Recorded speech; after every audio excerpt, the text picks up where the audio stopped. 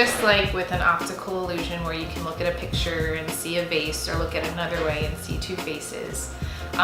The speech has a spectrum of frequencies, including high and low. And if you are listening for the higher frequency, you'll hear Yanny.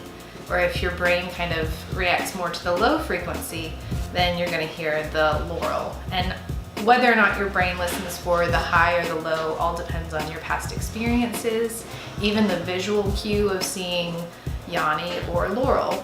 Well, if you see the Yanny first, you may hear Yanny before you hear Laurel because you visually read that first. So it's a combination of different things between what you hear, what you see, and how your brain pieces all those together.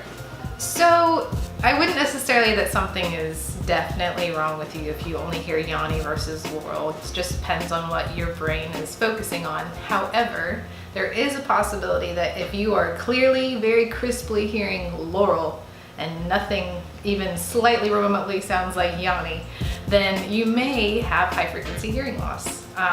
Like I said earlier, Yanny is a high frequency spectrum of sounds, so that y and Yanny is very high frequency specific.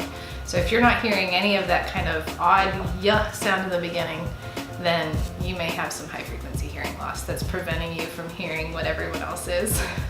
If you're only hearing Yanny, low frequency hearing loss is a lot less common, especially in adults. It's more of a congenital loss that you see kind of early on in life. So it's more likely that your brain is focusing on the Yanny compared to the Laurel, whereas Laurel is very specific to low frequencies that you need to hear to kind of differentiate that.